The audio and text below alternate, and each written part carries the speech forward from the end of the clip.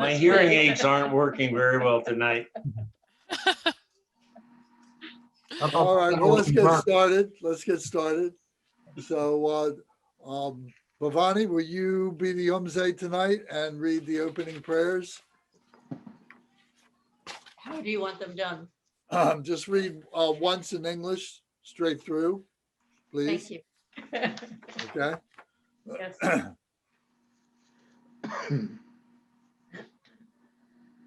Altruistic motivation. All mother sentient beings, especially those enemies who hate me, obstructors who harm me, and those who create obstacles on my path to liberation and omniscience. May they experience happiness, be separated from suffering, and swiftly I will establish them in the state of unsurpassed, perfect, complete, and precious Buddhahood. You said just one time, right? Okay. Action bodhicitta prayer. Thus, until I achieve enlightenment, I perform virtuous deeds with body, speech, and mind. Until death, I perform virtuous deeds with body, speech, and mind. From now until this time tomorrow, I perform virtuous deeds with body, speech, and mind. Long refuge prayer. We take refuge in the kind root and lineage lamas. We take refuge in the deities of the mandalas of the yidams. We take refuge in all the exalted Buddhas. We take refuge in the perfect Dharma. We take refuge in the excellent order of the Sanghas. We take refuge in all the noble Dakas, Dakinis, and Dharma guardians, possessors of the eye of wisdom. Taking the Bodhisattva vow. Until I attain the heart of enlightenment, I take refuge in all the Buddhas. I take refuge in the Dharma, and likewise in the assembly of the Bodhisattvas. As the previous Buddhas embraced the enlightened mind and progressed on the Bodhisattva's path, I too, for the benefit of all sentient beings, give birth to bodhicitta and apply myself to accomplish the stages of the path. Short refuge prayer. In the Buddha, the Dharma, and the Sangha most excellent, I take refuge until enlightenment is reached. By the merit of generosity and other good deeds, may I attain Buddhahood for the sake of all sentient beings. 4 immeasurables. May all mother sentient beings, boundless as the sky, have happiness in the causes of happiness. May they be liberated from suffering and the causes of suffering. May they never be separated from the happiness that is free from sorrow. May they rest in equanimity, free from attachment and aversion. Very good. Thank you. Thank you. Okay. All right, so we're almost finished with the introduction to the Jewel Ornamental Liberation. So we're on chapter 20 is perfect Buddhahood. The result of perfect Buddhahood is the body of perfect Buddhahood. So we've been looking at all what it is, all the stages of becoming a practitioner and what it is to become a bodhisattva and so on. So now we find out what it is to be a Buddha. Now, an important thing to remember is that we have this within ourselves. We are already Buddha. We have Buddha within ourselves, but it's all blocked up. It's all covered up. So the natural state, our natural state is the state of Buddha. Our state of mind, our state of body, our state of being is Buddha, is the awakened one, is being part of nature but being a wholesome, virtuous part of that nature, not confused and not doing bad deeds and so on, harmful deeds and so on. So it's to not do harmful deeds, to do only good deeds and be a benefit to all beings.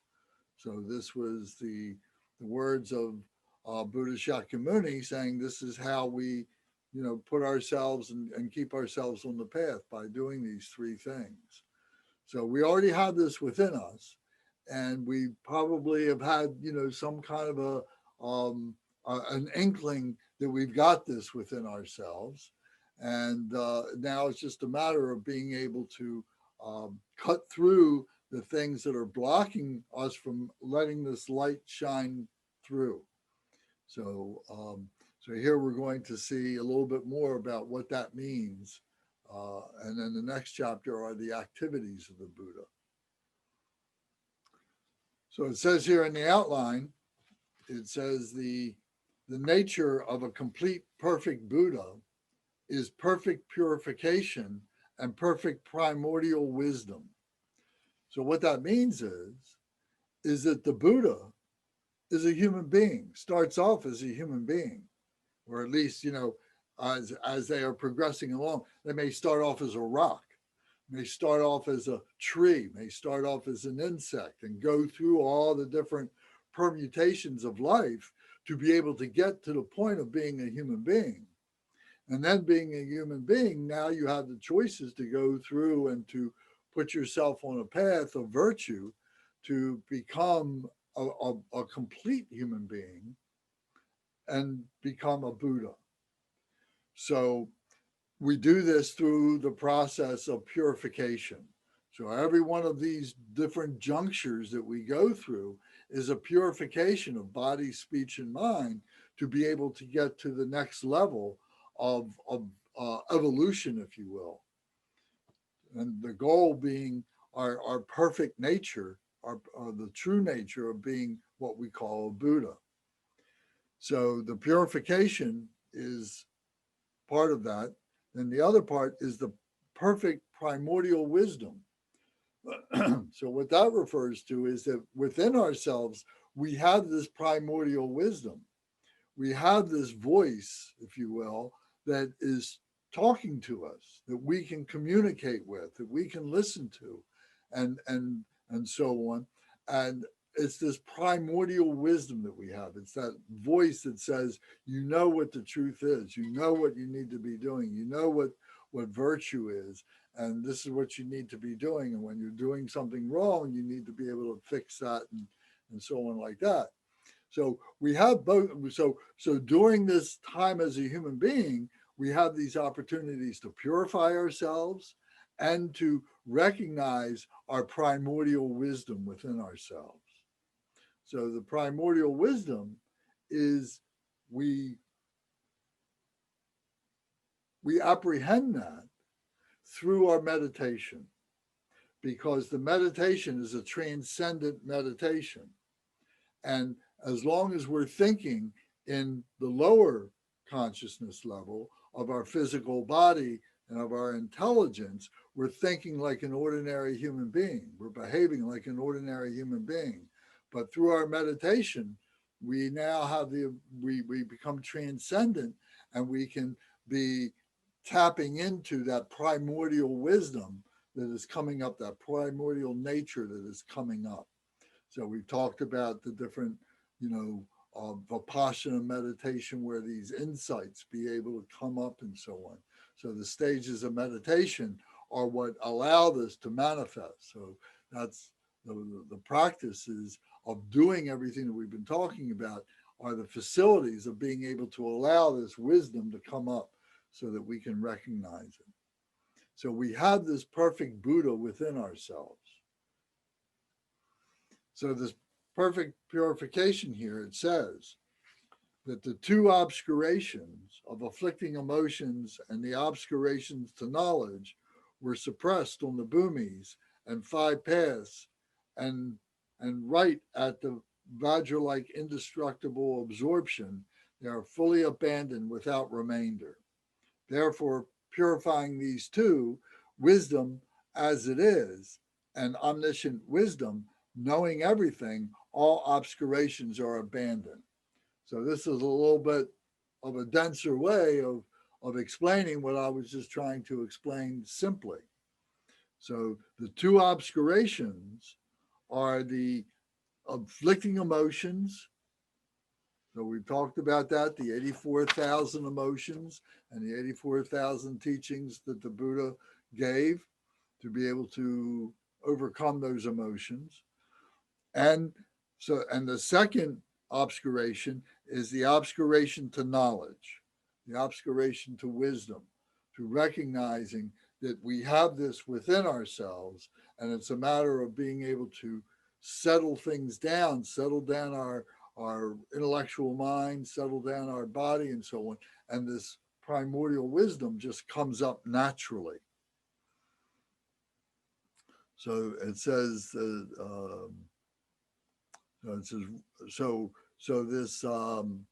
the afflicting emotions and these obscurations are put down, are suppressed, they're cut off, they're managed while we're on this path of being an enlightened being. So as a bodhisattva, as a practitioner, someone like that, we're learning the techniques to allow ourselves to do that.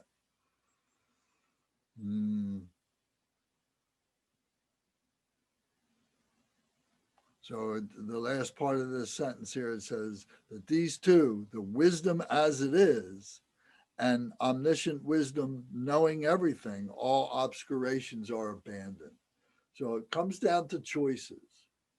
It comes down to just saying, I'm not going to do these things. I'm going to cut them off at the root, and I'm going to be a pure being. And to do that, we become very simple. We become quieter. Our life becomes happier, and maybe you might think that it's not as much fun because we're not involving ourselves with all these different activities and so on. But that is the realization of what this Buddha nature is. It is quiet. It is peace of mind. It is serene. It is blissful. It is clear. It is unimpeded. So this is it. So how does this primordial wisdom, how is this processed? So it says here, actualizing reality as it is, understanding the ultimate meaning. So we've been talking about relative meaning. Now we're talking about ultimate meaning. By perfecting the complete suchness at the final Vajra-like absorption. So this Vajra-like absorption is this indestructible absorption, this indestructible becoming the embodiment of this wisdom.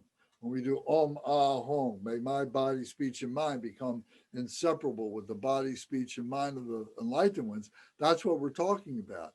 This absorption of this mind, body, and speech of the enlightened ones, of the Buddhas. One sees complete liberation of the object through which all gross thoughts are pacified. So what we see, what we're recognizing, is all these myriad things that are happening that we're no longer attached to. We no longer have aversions to them. We see them happening. We can see them around us, but we're not attached to them. So we're not at a point where we don't understand or we don't recognize suffering, but we ourselves are not suffering. And again, it comes down to a choice that I'm not going to do this. And then we stabilize that and we become the embodiment of the results of making the choice to become a Buddha.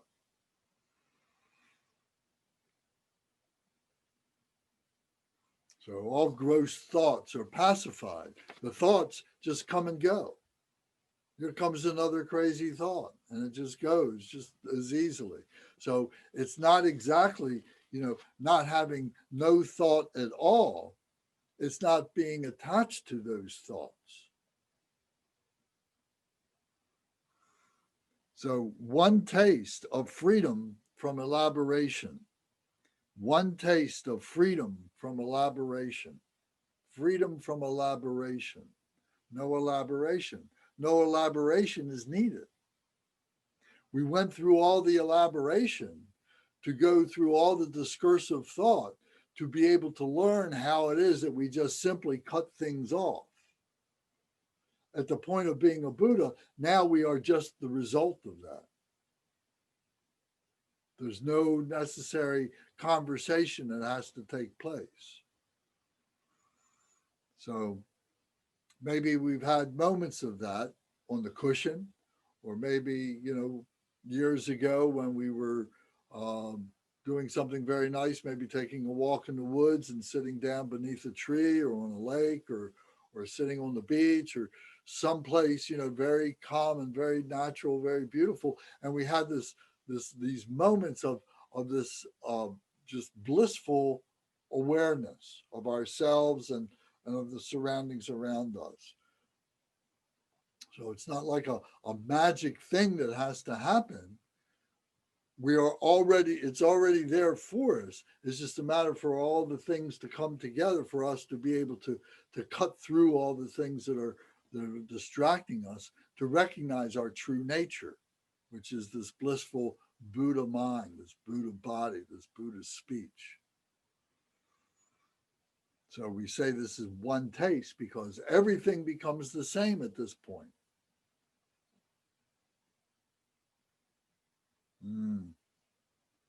So Gotcha Rinpoche always says, it's like pouring water into water. That we recognize that our body, speech, and mind has been like a block of ice. It's just water that's frozen. And, so we can think of it that, we've kind of been immobilized. We've been paralyzed by this, this hardness, this rigidity, and so on. But then when you take that ice and you put that into water, it just immediately begins to melt. Or if you wait for the block of ice to melt and then you pour it into the water is the Dharmakaya. The water is the mind of the Buddha. So our mind, when it melts, just becomes the mind of the Buddha. It's very natural. That's our natural state. That's our natural state. So another metaphor here is melting butter into butter. So it says the great awareness wisdom without appearance, unborn wisdom, is the basis of all the precious qualities. So this great awareness wisdom without appearance. So the appearances are all these things that we see and we hear and we touch and we smell and we taste and so on. All these appearances that come to our senses. When we are able to transcend that and not be feeling like we're missing something, then it says the wisdom awareness that comes from not being attached, by not having these appearances, not being bound to the phenomenal nature, not being bound to our body, speech, and mind. Unborn wisdom. It's so pure that it's unborn. Once it's born, then it comes into all these dynamics, all these things. We go through the 12 links of interdependent origination. We go through the 6 realms of being a human being and all of that. All the drama begins to take place. So we can transcend all that into our unborn nature. So this is the basis for all these precious qualities. So then it says the primordial wisdom of omniscience. Omniscience means all-knowing. Omni means all total, all, and science, knowing. Means so it's all-knowing. The primordial wisdom of all-knowing means of all the conventional states, knowledge, phenomenal wisdom. So we begin to recognize all this phenomenal stuff as just temporary phenomenal stuff. But we're able to transcend that by not being having any expectation of what that is. of what that primordial nature is. If we try and condition it by trying to comprehend what it means, we suddenly taint it. It gets skewed with our experience, with our being a human being. We have to look at it with the viewpoint of being a Buddha. So, and this happens spontaneously. This is the spontaneous presence that when we attain the level of Mahamudra or Dzogchen, that we are spontaneously, this happens to us. And then there's no words to explain it. We come back, we may come out of that meditation and try to explain it to ourselves and to others, and there's no words to be able to completely convey what that is. It's primordial. It's beyond words.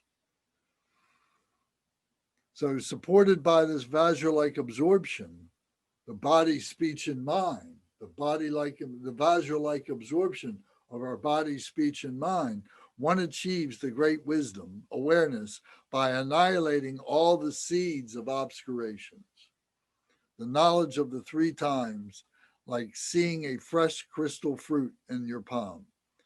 So the knowledge of the three times. The three times are is a manifestation, are concepts of human concepts. And if we're bound by the three times, we're locked in our human consciousness. But if we can liberate ourselves from the three times, from the idea of time, then we are now seeing things like it says, like seeing a fresh crystal fruit in the palm of your hand. So it's seeing a new reality. It's seeing new dimensions or different dimensions, higher dimensions. We're seeing things that were invisible to us.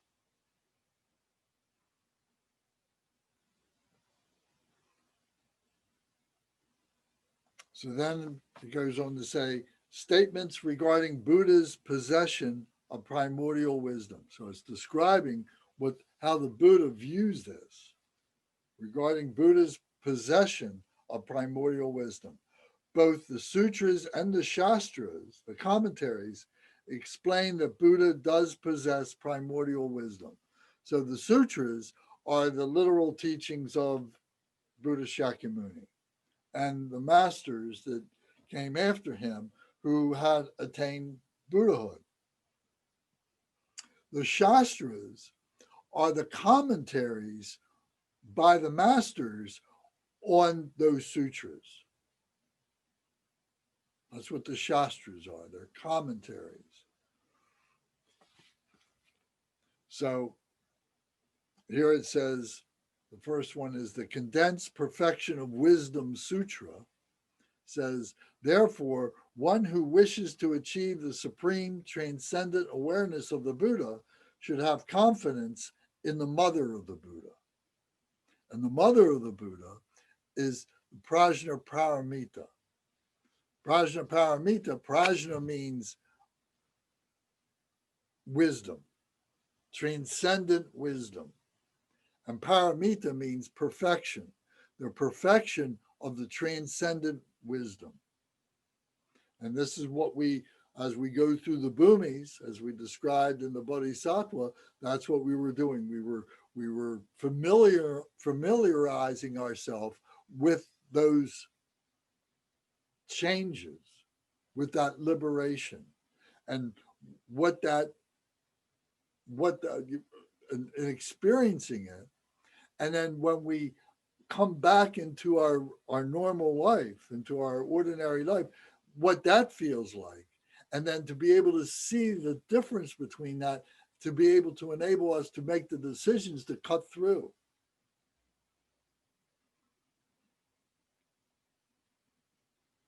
So this mother of the Buddha, this Prajna Paramita, is the Tara, the idea of the feminine. We all come from the feminine. We're all born from the feminine, And so when we recognize that this wisdom comes from the feminine, is very important notion that all this, that the Buddha comes from the mother, this mother of wisdom, this prajna paramita, this Tara. So, culturally, when they talk about, how the cultures suppress women over the, the millennia of time of all these different traditions, Buddhism included, why are they doing that? It's counterintuitive. Why can't they recognize this feminine wisdom and allow that to shine forward and so on? And now we're at a time, I think, in the evolution of human beings, that we are really coming to grips with that liberation of the separation between the masculine and the feminine, and seeing those two things as inseparable with each other, and appreciating that and recognizing that on a cultural level.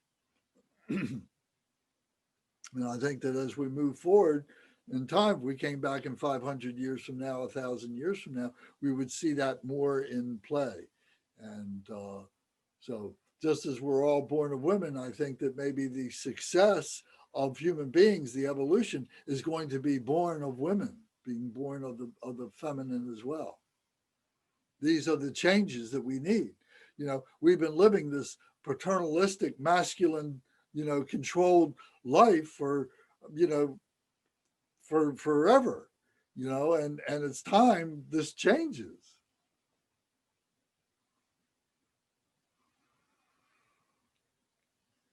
So that was one book. So here we were reading about that these are statements regarding Buddha's possession of primordial wisdom through the sutras and the commentaries, through the shastras. So this was one example. Then another example is the 100,000 stanzas of wisdom. This is another sutra, shastra teaching. The complete perfect Buddha perfectly achieved primordial wisdom without any obscuration to any phenomena. So this is a compendium of all the teachings of the Buddha. So this is in the Tibetan, it's called the Kangyur. And in the shrine room at Dharma Surya, we've got 2 walls that are just filled with 100 books. And those books are the Kangyur. This is these are all the sutras of the Buddha that are been transcribed into Tibetan language. So this is all the 100,000 stanzas of wisdom.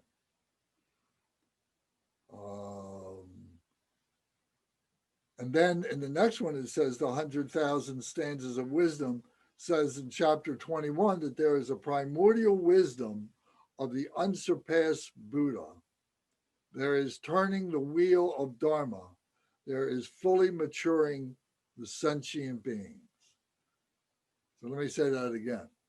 So the 100,000 stanza of wisdom says in chapter 21, the next chapter in this book, there is primordial wisdom of the unsurpassed Buddha. So it's acknowledging that there is this wisdom of the Buddha that is transcendent.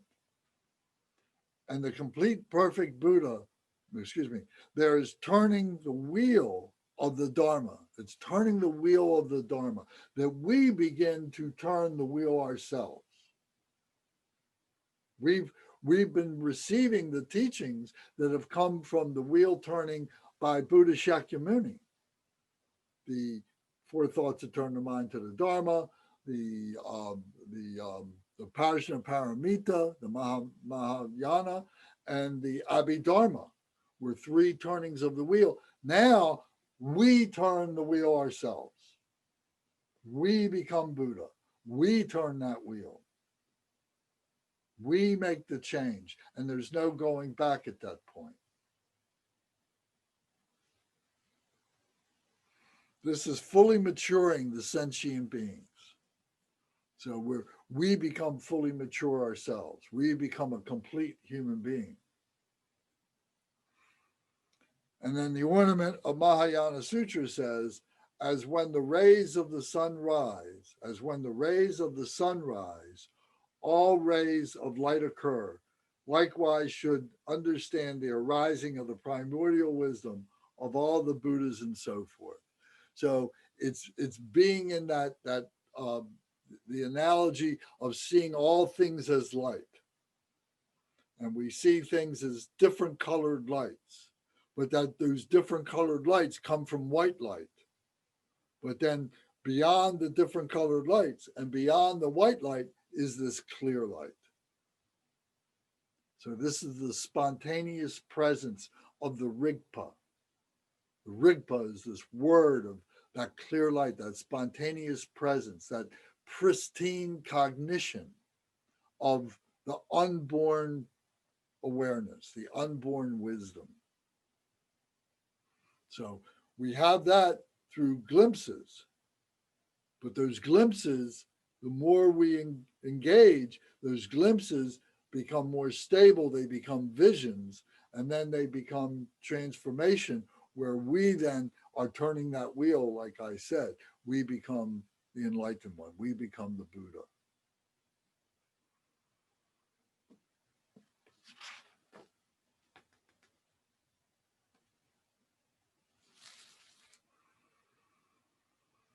So there's 4 different opinions about what this means. There's different, disciples who came after the Buddha, whether it was, immediately after, or it was hundreds of years later or whatever. But there are some differences of opinion. So here we're not dismissing them, we're bringing them in to be able to consider them and see what they mean. So number 1 is Buddha possesses discursive thought as well as primordial wisdom.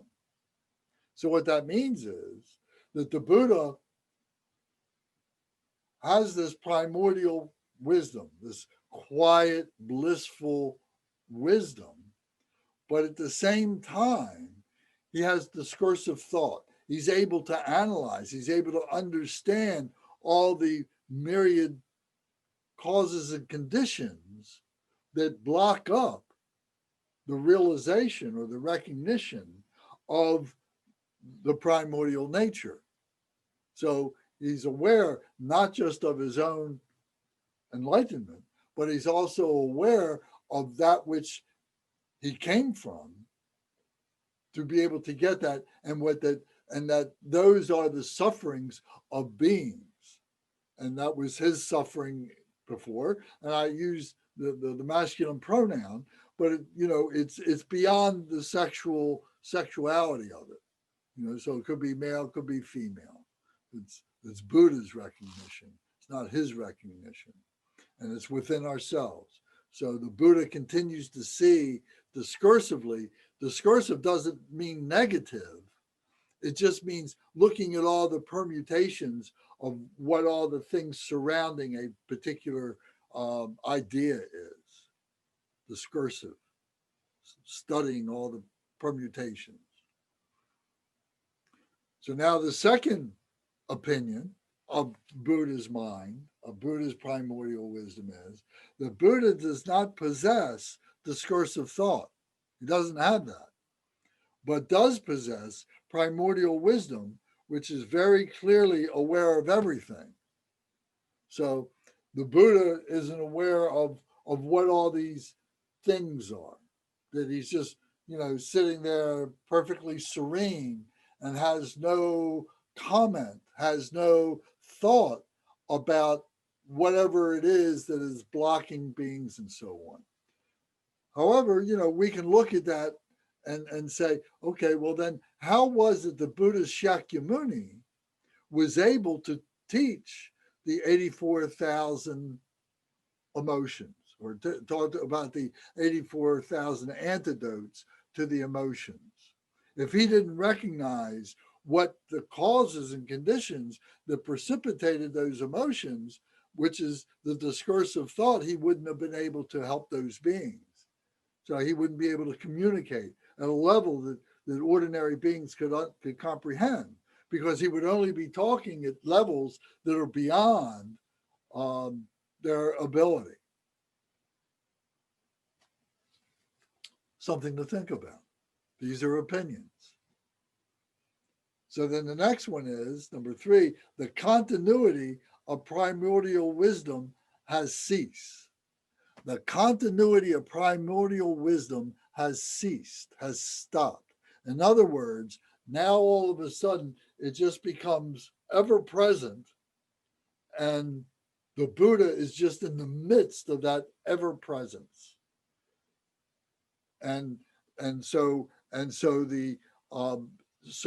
if there is any evolution to that, if there's it ceases. There's no evolution to it. It is complete and pure in its being, in its essence and in its being. So continuity is another way of saying, the Tantra, that there is this Tantra, and that all this stops, all this philosophy stops, all this philosophy ceases. So it's an interesting idea.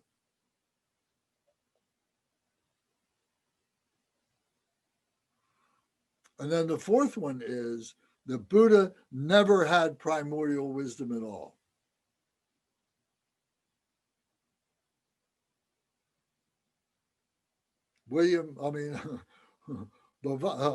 Excuse me, Shankar has something to say.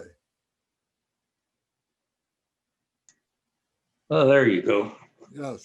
Okay, I had a question about that on page 284. In what book? Jewel Ornament of Liberation. Okay, wait a minute. Let me get my. I have my copy here. Isn't this what we're working through? Yes. Yeah. 284, right? Yeah, we got it. Yes. All right.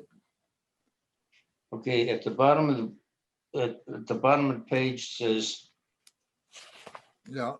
reputation. Buddhas do not possess omniscient knowledge of the conventional. Now, do I read that as? No, it says do. Where does it say? I'm sorry, I'm on page 284. Where is it now? Says Buddhas do possess omniscient knowledge of the conventional. What part of the page is it? I'm sorry. Last headline, last paragraph. The last paragraph? Oh. Oh, refutation. Buddhas do possess omniscient yes. knowledge of the My mistake. conventional. Okay, so what does that actually? Well, that's the discursive thought. Excuse me? That is knowledge of the discursive thought. That's the understanding of the causes and conditions of the obscurations of primordial wisdom. That's how I would take that. In other words, they understand relative thought. They understand phenomenal thought, conventional thinking, but they're not bound by it. And that's how they teach. They teach using the conventional wisdom? You got to. I mean, what we're doing right now, we're using conventional concepts to be able to communicate. Okay, well, what other way would they be? What other way would they be working with? That the disciples have to cross over completely on their own, with no guidance. That there's no ability at this level for the Buddha to be able to help them. Okay, now, where are they helping him from and to? They're helping him from the ocean of suffering, samsara, to nirvana.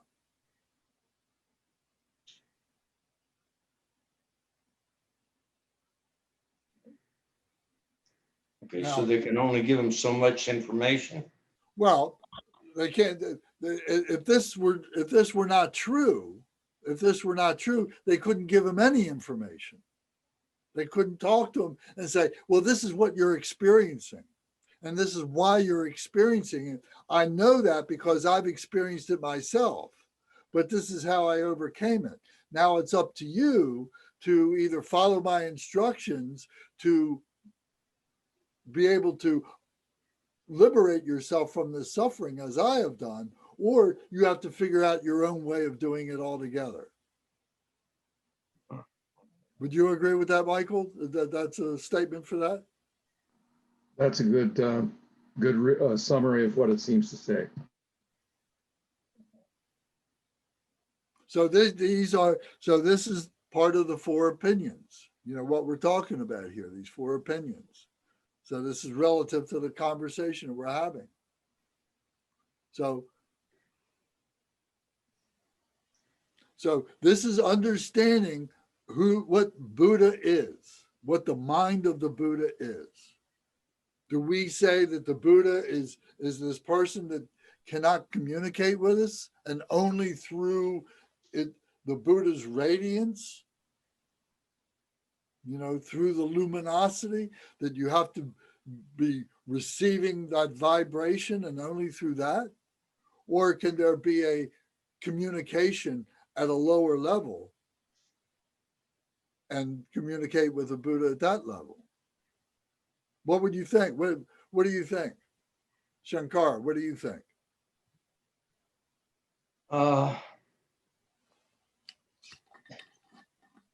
Let's see.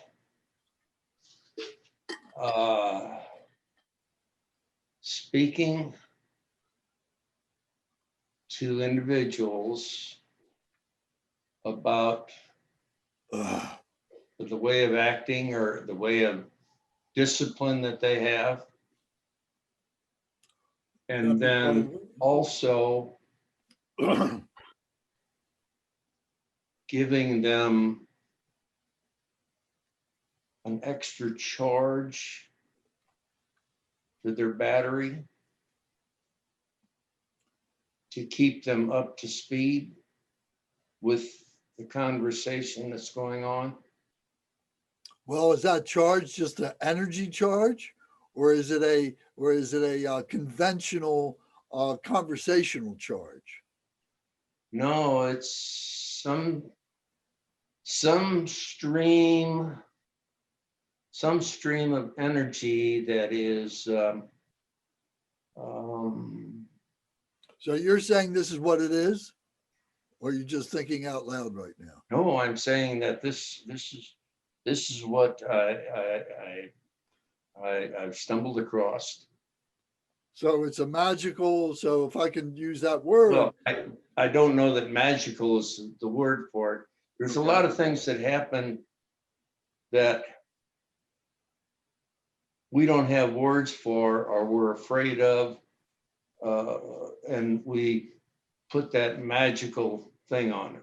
Okay, so how about the word blessing? So it's through the blessing, it's through the blessing of the Buddha that we attain enlightenment. Well, okay. I give out my blessings to you. 2 of the 4 of you take my blessings. And the same blessing is going out beyond the 4 of you. So whoever else is out there that's looking for assistance, help, or whatever, can grab onto these blessings and translate it into whatever their configuration that they need it. Seems to be the way that I understand it now. Maybe I don't know anything. So Okay. There you are. All right, so now let's take this conversation to the next page in the book. Because now it says, for a scholarly examination of the following opinions, Now we go to page, exactly what you said, page 284 to 286 in the Jewel Ornament of Liberation. So now here is a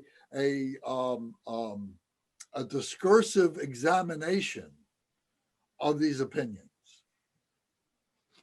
And these opinions at this point, are they absolutely true? Do you have to take one of these opinions to get to the next level? Or is it just an observation at this point for us? And we're contemplating this. Michael? I think it's important to know what position we intend to take, because it would impact our understanding of the nature of the Buddha. So I think Milarepa's position is well informed, because it allows for us to consider that the Buddha has some agency in the conventional world, in the relative space. So all right, so what is that? So, are you looking at the outline here? Because we need to be able to explain that Both. for everybody, Yeah. what that means. So if I can, because I got it in front of me, let me. Do it. All right, so it says here, here's an argument. Here is an argument. Buddhas do not possess omniscient knowledge of the conventional. So they don't have omniscient, they don't have all-knowing wisdom of the conventional. They don't know everything. Okay. The refutation, the argument against that is that Buddhas do possess omniscient knowledge of the conventional. So one person saying they don't, one person says they does. Then in the post-meditative primordial wisdom, the Kadampa position is Milarepa's position, or that's in page 2. I see.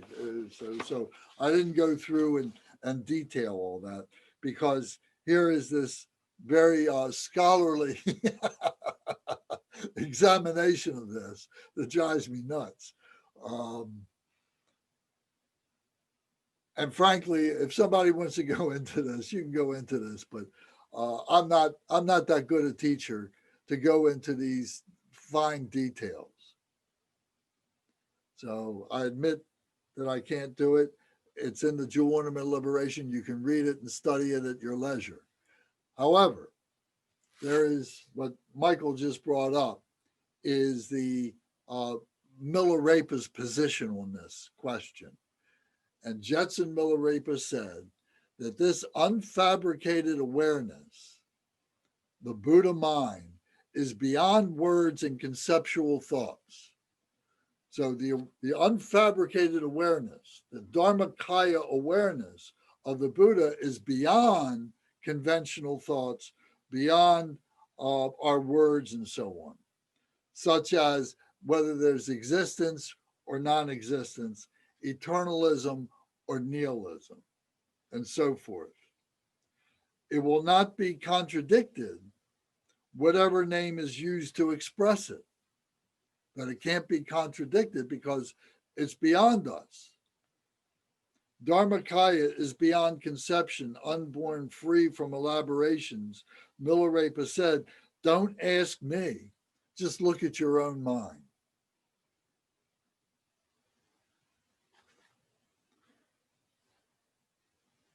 So what conclusion would you draw from that?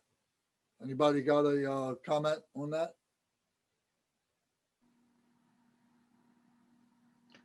My own mind is still stuck in a discursive space. There is some conventionality about it, some language that I use to understand larger concepts.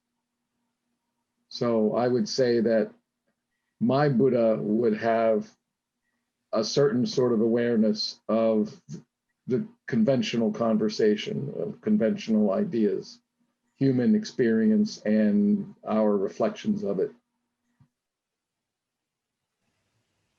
Okay. Anybody else got a thought about it?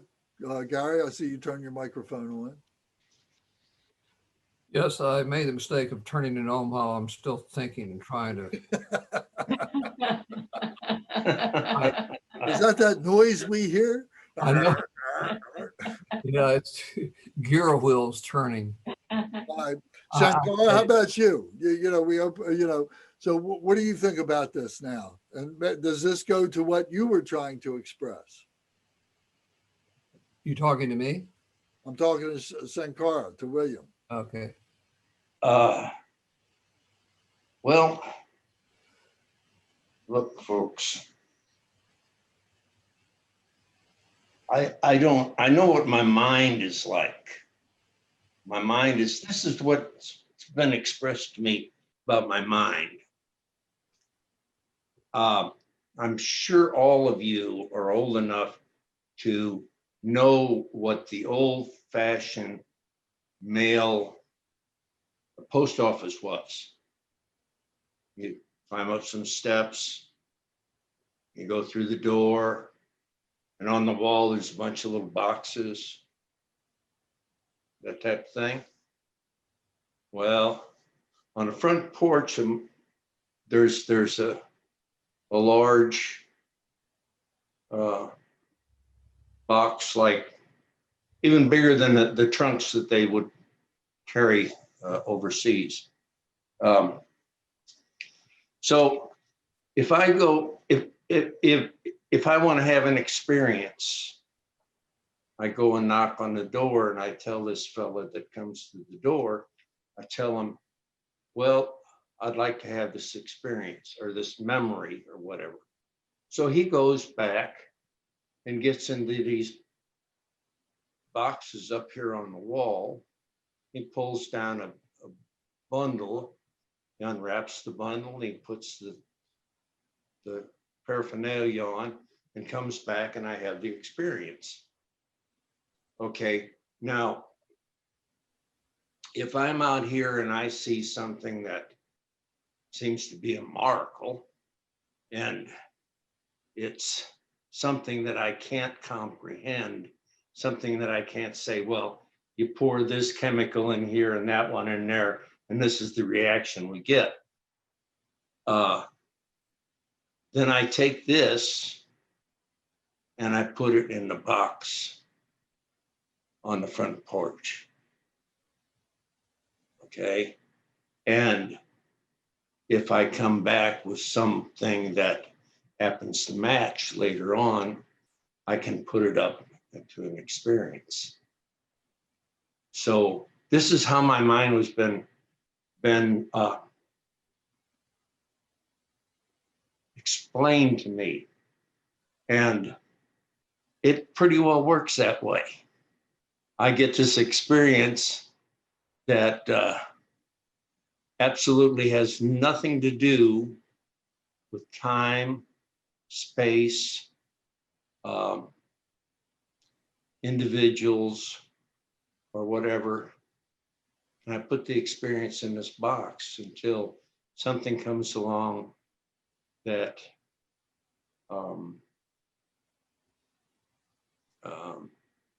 gives it accreditation, and then I can take the experience and mobilize it. But otherwise, this is the way my mind is. It's not that I'm standoffish of anything.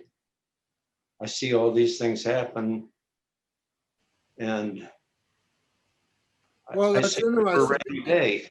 And there's a whole thing of describing, the meditation process and practice is a mode of remembering. Right. That we have all these experiences that are compartmentalized, like you're giving this example about, and then we're making it in contemporary times in this life, and then we're matching it up with those remembrances that we have of these things. Right. And so is that a conventional process, or is that a purely primordial process, or is it both? I have no idea. I don't really, it's a process. It's a process that I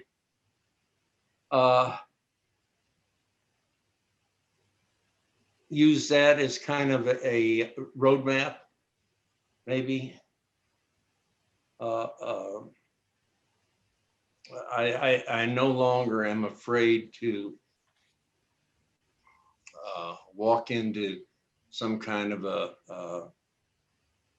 you know, Star Trek type thing or whatever, and be amazed or shocked or anything like that. I'm you know, I'm taking in everything, but I'm not having that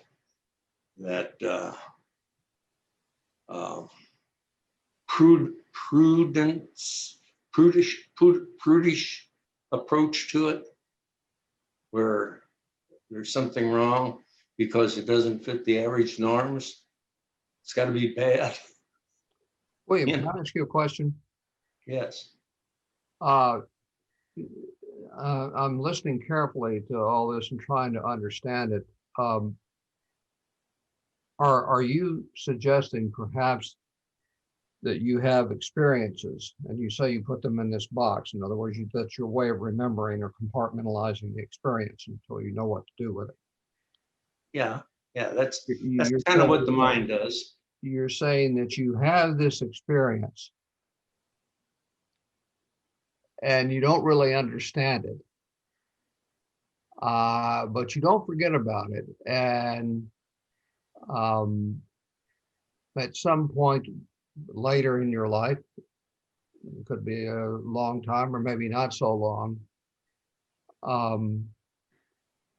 something happens in your life, may not be an event, that somehow brings this experience into focus for you, and you begin to understand it better and relate it to your life better, or you begin to understand what it meant. Is that what you're trying to describe? Yeah, it's that I've got a tape. When I'm meditating, I've got like a ticker tape going across of thoughts and everything. Well, I've got a place now that would go on that ticker tape that would be what comes out of this box now. It's a concept or a reality or something like that. It's like it's like with my foot. My foot took 6 weeks to heal. Well, if I would have been in World War I would have died because my foot would have never healed. Okay. And this is I don't know if you're used to what centimeters are. Okay, it was 2 centimeters deep by 4 centimeters by 2.5. 6. Oh, 6. 6 by 4? 6 by 4. I mean, that's kind of the size of a little hamburger that you get down from Pretty deep. Yeah, hello. Yeah, that's deep. Yes. Hello? All right, that was Zara speaking. Sorry, that was just me. I was just because I've had injuries before. I was just visualizing that. That's pretty intense of a wound. Yeah. All right, well, let's Yeah. move on. Let's move on a little bit, if you don't mind, because a little bit of this, you know, more in the book here, it describes a little bit more about how we should be thinking about this. Yeah. If you don't mind. So Yeah, why not? Can't Right. sing or dance. All right, so now the next statement that's made is, therefore, the nature of the Buddha is perfect purification and perfect primordial wisdom. This is a repeat of what we said a little bit ago, that the nature of the Buddha is perfect purification and perfect primordial wisdom. It's both of these things. The nature of the Buddha is that. So in the Unsurpassed Tantra by Maitreya, one of the great masters, one of the great teachers, said this: Buddhahood is indivisible, yet one can categorize it according to its qualities of purity. The two qualities of primordial wisdom and freedom, comparable to the sun in the sky, the illuminator and the illuminate. So it's seeing a duality. And we as human beings, we can't stop functioning in that duality until we are in that meditative state that is transcendent. And by virtue of that, we're incommunicado. We can't talk to ourselves. We can't talk to anybody else because we're in a mind, or we're in a consciousness, if you will, that is beyond our comprehension, using a language that is beyond our comprehension. So this is what Maitreya had to say about this. So now the next thing is what the ornament of Mahayana Sutra says by the great master Asanga. And Asanga says, the seeds of the obscurations of afflicting emotions and obscurations of knowledge, although present for a long time, are fully uprooted and purified by renunciation. Buddhahood is possessed by those with excellent virtuous qualities. So what is that saying? Buddhahood is possessed by those with excellent virtuous qualities. The seeds, so what is it possessed of? The seeds of obscurations of afflicting emotions and obscurations of knowledge are fully uprooted and purified by renunciation. It's a choice.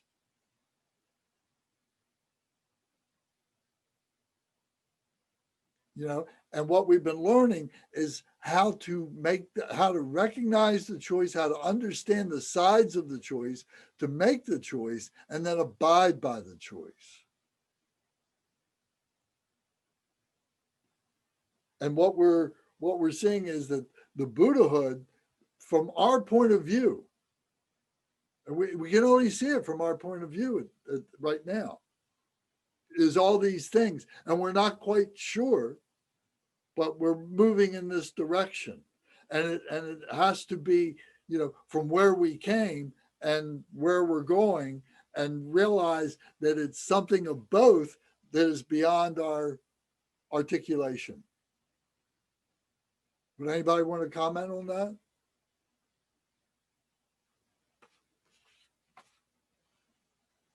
Yeah. So I think if there weren't omniscient knowledge of the conventional, then there would be no reason for renunciation.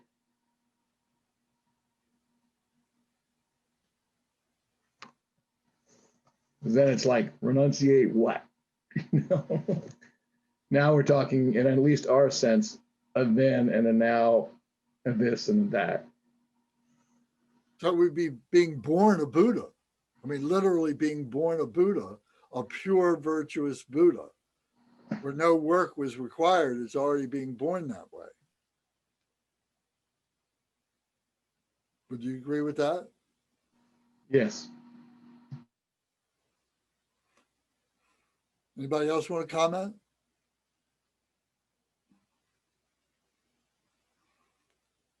Okay. Shankar, go ahead.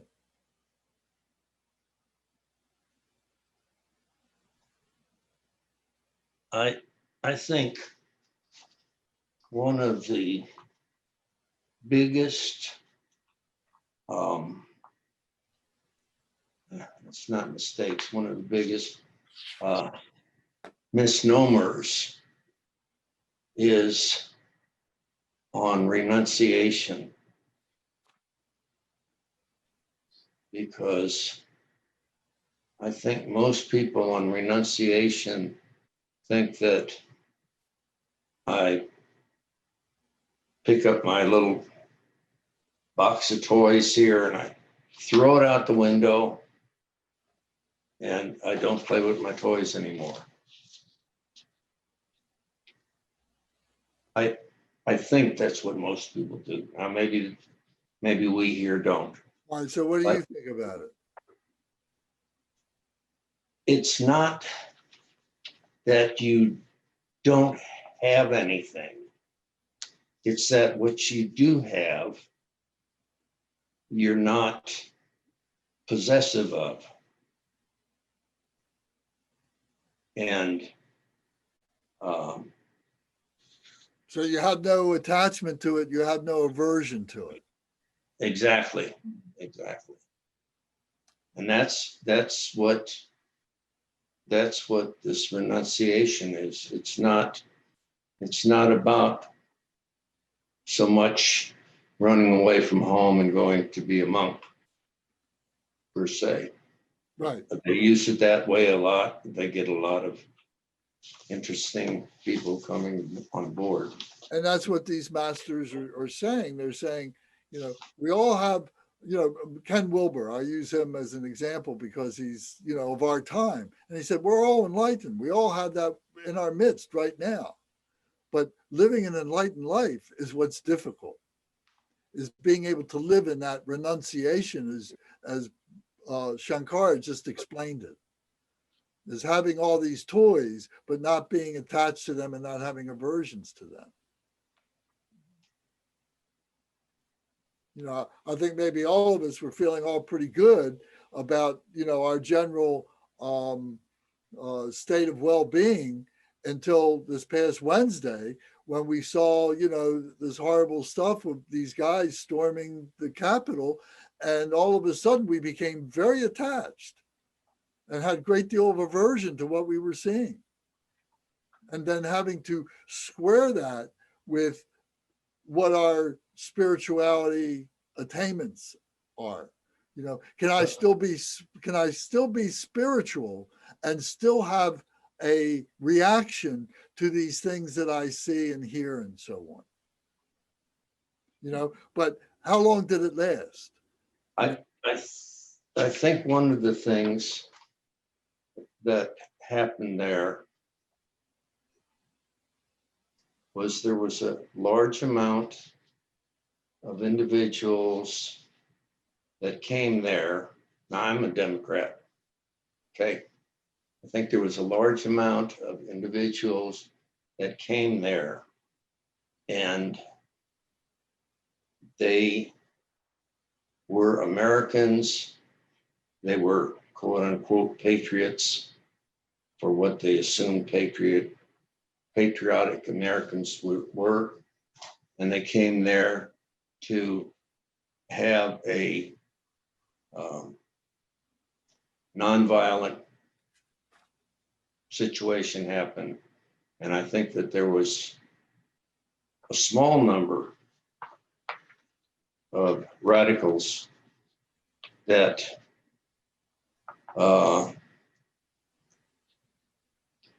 preached the wrong gospel there and kind of sucked everybody into it. And it's very easy to get caught up in the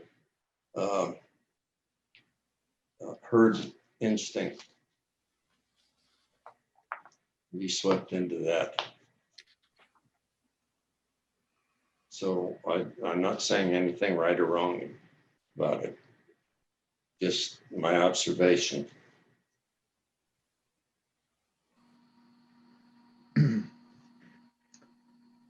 I think it's pretty clear that in when the lamas talk about renunciation, they're not talking about renouncing things. You know, we like to think about we renounce everything so we can become monastics. They're talking about renouncing our attachment and our aversion to things, renouncing the way that we relate to things. The phenomenal nature. Yeah. Lance, I have a question. When you talk about having a choice or not having a choice, what are you referring to of that once you start awakening, that we just don't have a choice to go back anymore Well, I think within that, ourselves, within our own consciousness? well, I think we're making, because we are dualistic thinking beings, and we begin to recognize the choices that we have to make in our dualistic observation. So if we can, distill that down to positive and negative, and we begin to see, well, these things that I'm going to engage in one way or another are going to be positive, some are going to be negative. And we start making choices based on the positive and the negative. But that creates a problem Okay. because we never know what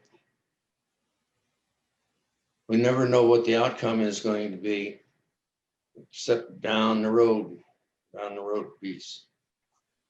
We never know The outcome of our choices. of our choices. Yeah. Well, We never know in the next 20 minutes of whether or not that's good, bad, or indifferent.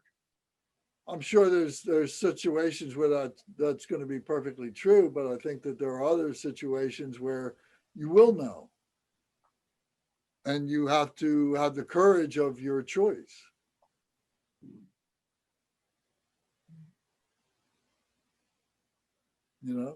We can take the choice for virtue to say, I'm not going to allow these people to come in and take this building. And I'm going to defend that choice. And in 20 minutes, I'm dead because I was defending it and I didn't plan on being dead. And many times in the prayers and the practices and everything, they always talk about, to do these things even at the expense of your own life. Because if we hold our life more dear than that of others or of our values and so on, then that's an attachment. And that Exactly.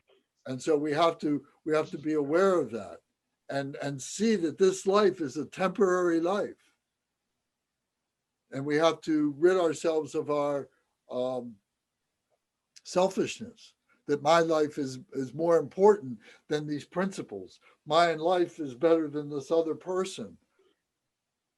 Whatever context you want to put it in.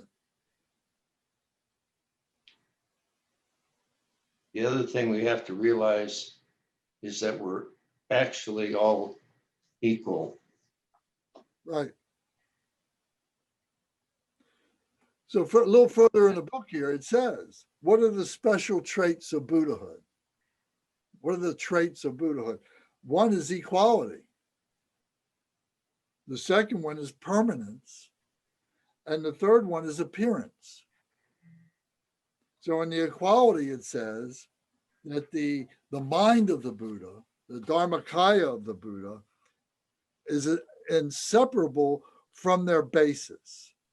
In other words, that they are the embodiment of this pure mind, their equality.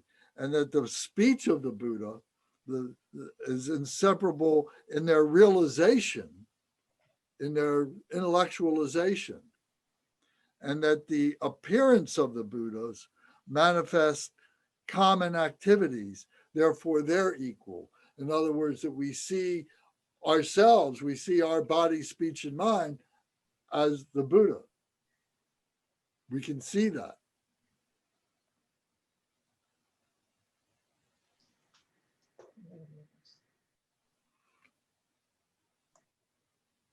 So this chapter gets a little bit abstract sometimes. You know, it's something, you know, this is something to read, something to study, something to contemplate.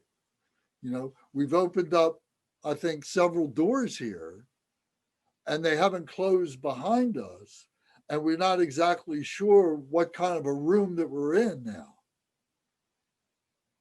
But the invitation is to stay in this room or rooms, go from one room to the other and explore these things. This is what it takes to become a Buddha. To not be afraid of those kinds of things, to do these things. You know, so the word Buddha is a Sanskrit word that means the awakened one. And in Tibetan, the word is Sangye, which means fresh, clear, and awake. And Sang means fresh, clear, and awake. And Ge means blossom, means to have come, you know, it's opening up, to be fresh, clear, and awake. So the point here is we can't shrink away from controversy. And we can't be closed-minded to concepts, to ideas. You know, ultimately what we do is we realize that all these concepts are, there's as many concepts as there are people on the planet. And until we get to the point of exhausting our mind games and saying, I'm going to keep playing this and cut myself off from that conversation, then we remain who we are until we say, I'm not going to play those games anymore. I'm just going to be peaceful and quiet. And if you talk to me, I'll talk to you, but otherwise don't expect anything from me.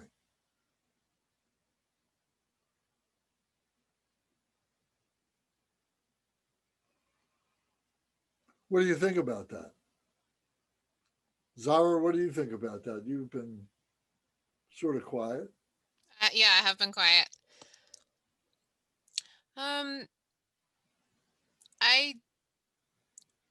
So for me, I guess I think Michael mentioned this like 15 or 20 minutes ago, where forgot exactly the phrase he used about the conversation about I have like a lot of, I guess, thoughts about this, but I think I'm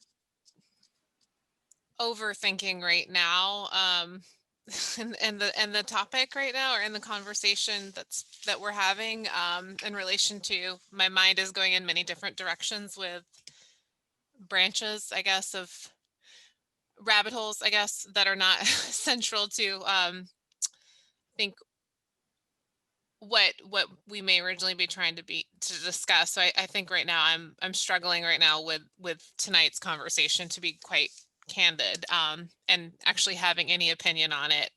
I'm more just I think listening and trying to sort it out in a way that is unique to my own learning history and experiences.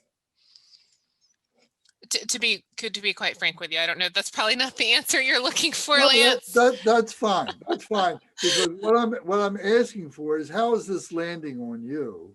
And everybody else should answer the same question, whether they say it to me or to the group, but they should say it to themselves. Where does it land on you?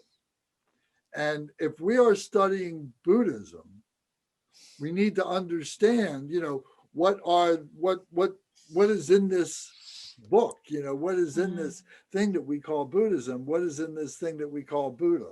So at some time we need to, you know, spend time examining this. If we're not ready for it, we're not ready for it, and that's okay.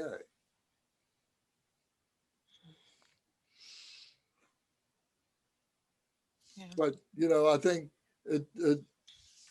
a general level, I think we all could agree that this Buddhism speaks of a perfect, a perfection of awareness. We may not be there, but we'd like to be there. Would you agree with that?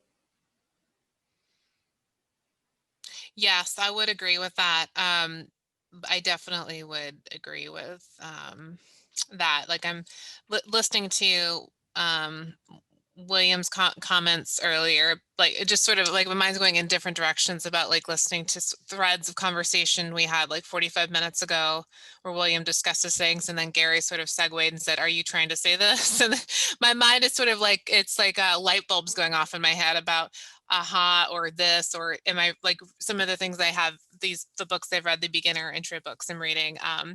So my mind's sort of yeah, processing new information, I guess, or making a new connection with information I'm already aware of. Okay. I think I had said this, and that's why I was excited that you were doing the 101 again. I'm excited to have another opportunity in tandem to read the chapters one by one at a time. Because for me, and everyone I know is probably different, but the more I repeat information, the fluent I become in it. And so I feel like I'm like, if the continuum is like 1 is beginner and 5 is like expert, I'm like 1.1 right now. So my first, like the last 6 or 7 months, I've gotten to spend time with you, Lance, in these conversations. I've moved the needle like a little bit in relation to starting to make, like you said, these changes outside of just these 2 hours we have together. But like it's just this like gradual process, and now I'm like so much more aware of these aha moments. And although it's been like 7 months, it was not an overnight process, but I'm like, here's an opportunity where these afflictive emotions are happening. And I'm starting to almost self-detect things that kind of just the switch went off. Certain things just started to happen be outside of these, like what you said, like it's more than just these contexts together. It's every day, every moment is an opportunity. Um, It sounds like it's landing really well with Zara, and she brought flowers and chocolates. Yeah. So your awareness has increased. Would you agree to that?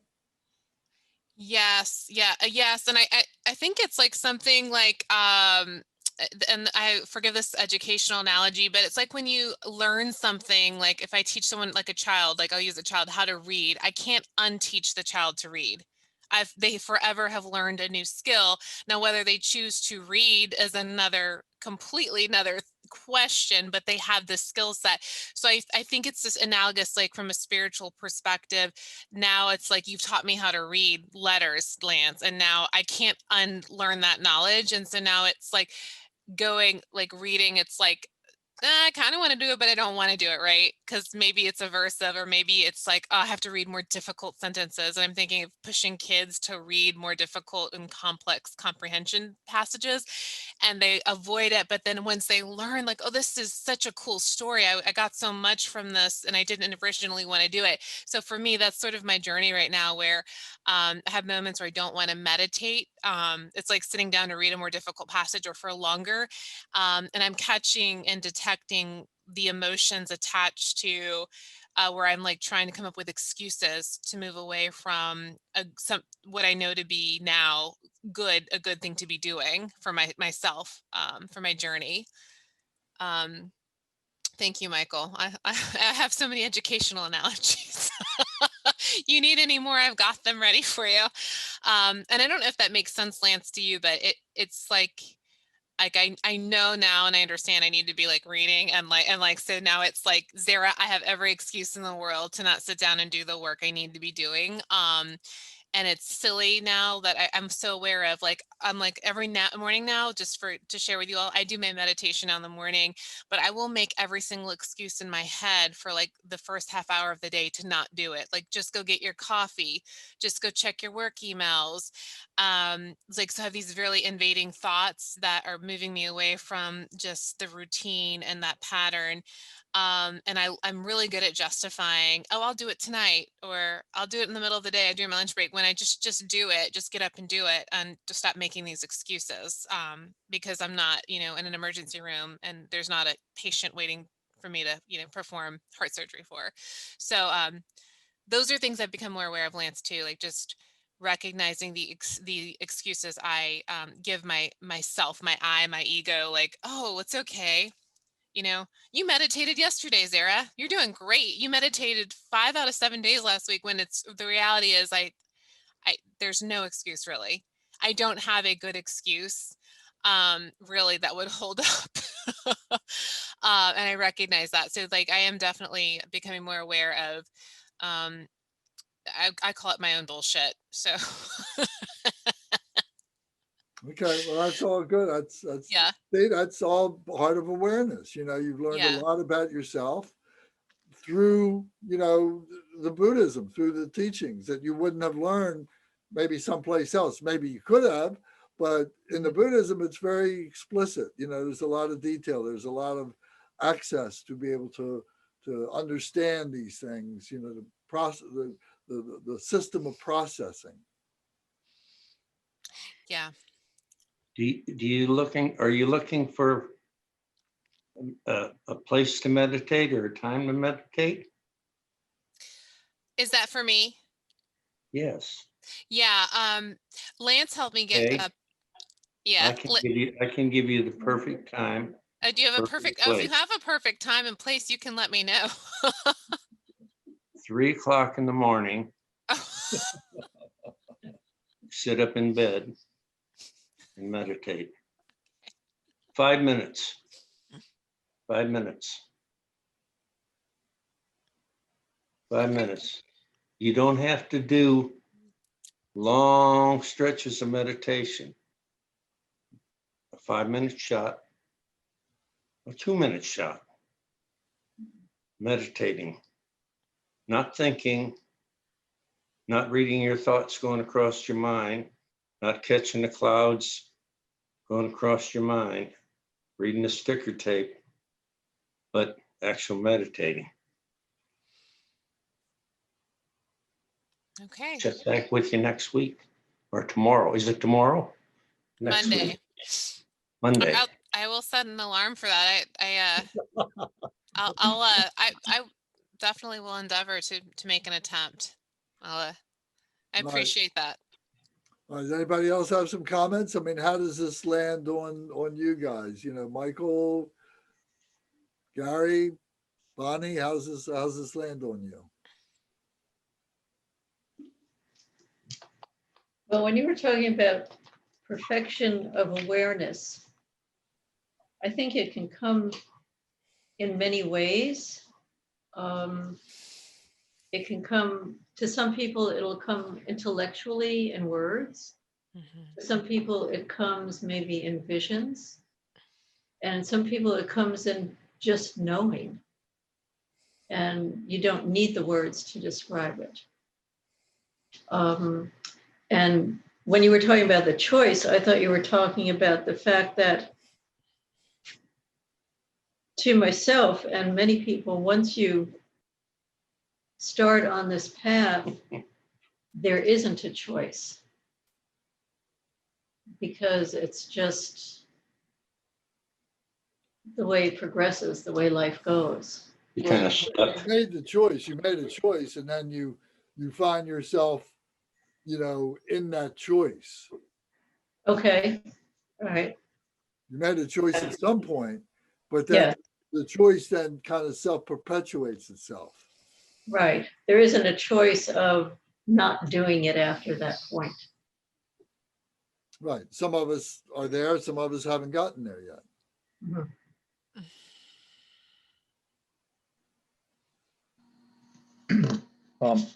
I'm in a zone of radical acceptance at the moment. if I'm going to accept the possibility or promote the possibility with myself and those around me, and and see the world in such a way that the Buddha is all pervasive, to the point where he streams through me, then anytime I get to have some intelligent conversation with teachers around the nature of the Buddha and Buddhism, then it's really worthwhile. I mean, the next we have what the significance of the name is coming up, and that's just like starting from from the ground floor, like what's in a name. So it's all really exciting to me. The conversation is always going to be full of controversy and differing opinions. But the truth doesn't have that. It's just us that has those. The truth is free from that, and we're just all struggling to catch a glimpse of it.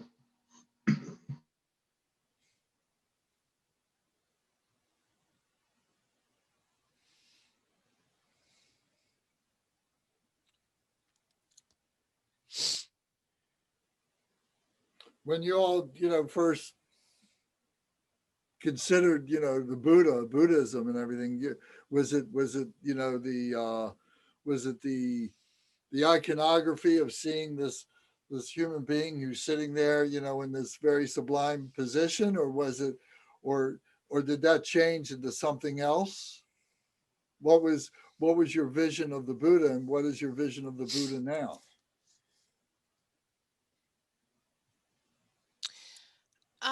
Lance, I don't know that I actually even have really thought about that.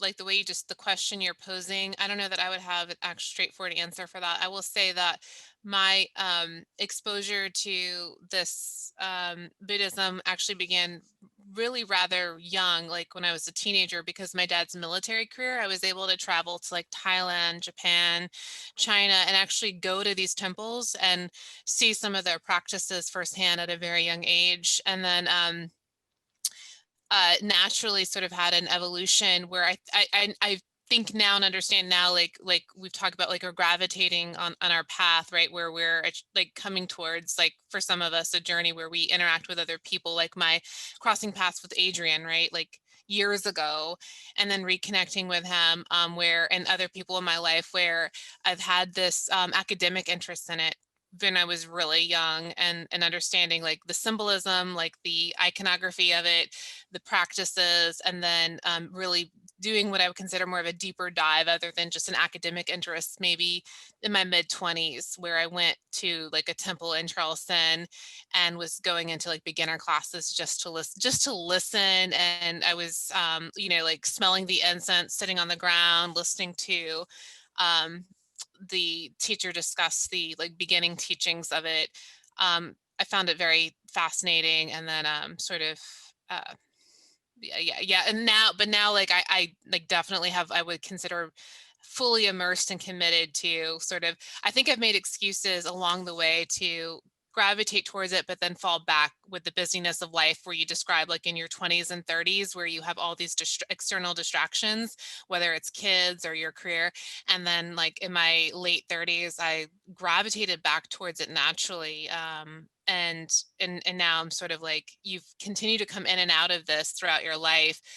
Maybe there's a reason why, like, come back into it and actually stay focused in it and like really get into it. And so that's what I've been doing with you, thankfully, the last, through COVID has allowed that as a silver lining for me to actually focus on this aspect of my being. So I don't know that I have a clear answer to your question about a before and after, like conceptually, but that's sort of my history with sort of the Buddhism in general, and then now like sort of really getting focused into understanding the intricacies of it and the goal of it, what I'm doing. How would you answer that question, Gary?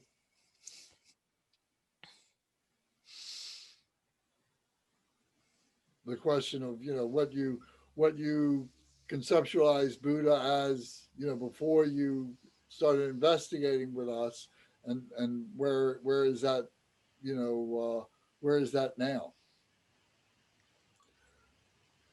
Well, I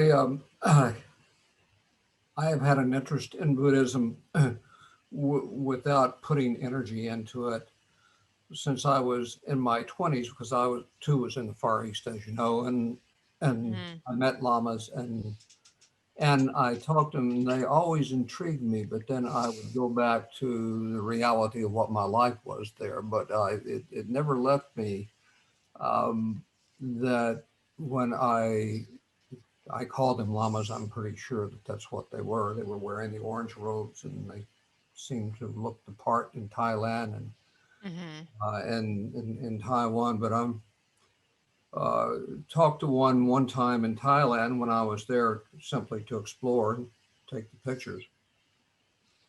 But we had very good conversations, and I remember this generally that he said to me, I said, I want to learn more about Buddhism. And he said, yes, but you're not happy. And he said, first you must be happy. And I was totally puzzled, but he gave me, well, I guess what amounted to a blessing. He just said, be well, you know. Now that one instance stuck with me for a long time. And I said, there must be something there. I don't know what he meant, but he knew I was looking for something. And since then, I went back into, I got involved back into my Christian background, but that was not enough. I was driven away by the evangelical movement. I got into Judaism and put a lot of energy into that, but I wasn't happy. And I never forgot him. And as I saw these men, I remembered another story, a person I didn't know very well who was in a place where it was very violent and was in Vietnam where I was not. And he told me of his experience of going through a place where a lot of violent things were blowing up all around. And he walked through this village and saw what he said to me was a monk. I don't know if it was. Sitting there with all of these things happening, and the monk was, I will assume, in the Vajra position, just sitting with the world blowing up around him, just sitting with his eyes closed. He said, and we all walked by with everybody yelling and screaming and running, and he was just there, like he was totally at peace. Those defining images to me and the things I've seen and sensed in Buddhism have sort of been like a magnet to me that I wanted to be drawn to, but never was. I would go off on other paths. And so now I'm on this one to see if I can find the happiness that I'm supposed to be looking for. There's a philosopher. I was listening to someone speak a while ago about the frenzy of life that is around us, the things that interrupt what we really want to do. And there was a philosopher, writer who once said that the world is too much with us. I had the sense that Buddhism might be a way to find a way not to cling to the world and all that comes with it, and that all that is happening, especially now, this week is only one example. There will be others constantly. And so that's what I hope for. It really depends on me. It doesn't depend on Buddhism. That's my story, and I'm sticking to it. Well, that's very good. Thank you. All right. Does anybody else have anything you want to say? We're going to wrap up, and but if you have something to want to talk about, we got a few minutes. We can do that.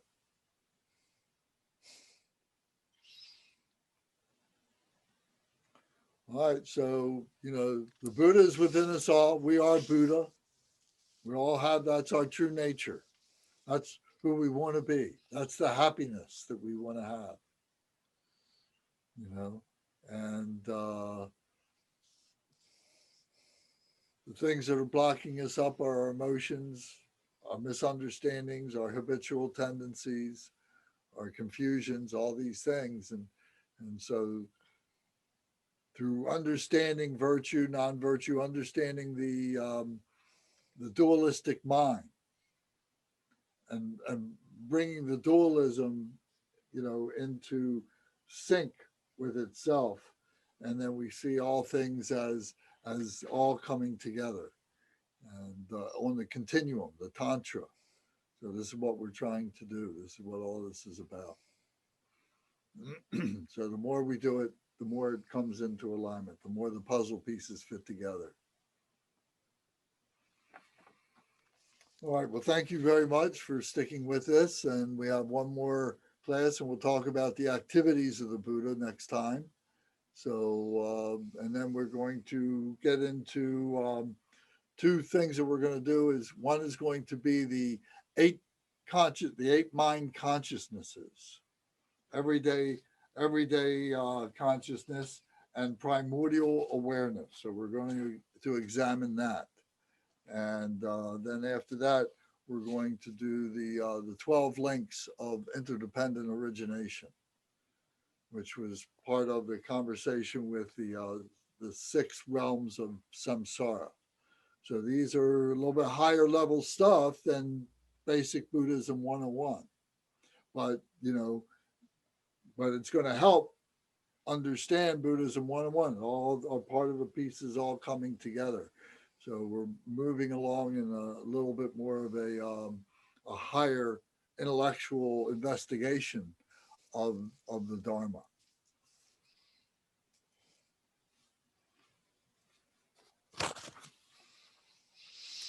Okay, so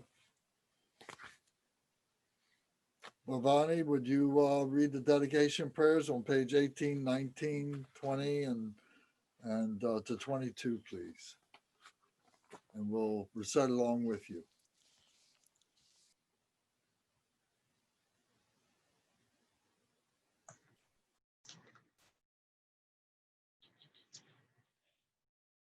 Lineage dedication prayer. Dorje Chang, Talopa, Naropa, Marpa, Milarepa, Dharma Lord Gampopa, Pagma Drupa, and Lord Drinkumpa. Please bestow upon us the most auspicious blessings of all the Kagyu Lamas. By this virtue may I achieve the all-knowing state, and may all who travel on the waves of birth, old age, sickness, and death cross the ocean of samsara by defeating all enemies, confusion, the cause of suffering. Bodhicitta, the excellent and precious mind, where it is unborn, may it arise. Where it is born, may it not decline, but ever increase higher and higher. I pray that the Lama may have good health. I pray that the Lama may have long life.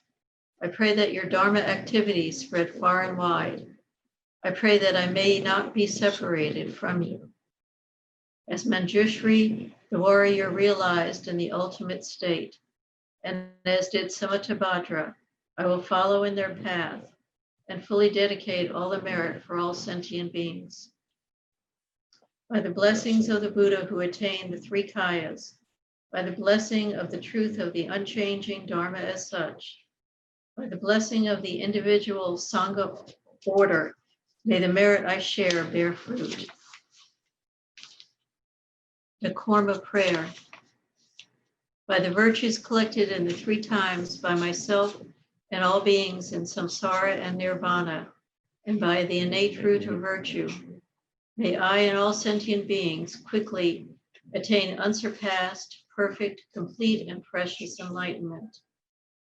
May the teachings of the great Drinkumpa Ratna Shri, who is omniscient Lord of the Dharma, master of interdependence, continue and increase through study, practice, contemplation, and meditation until the end of samsara.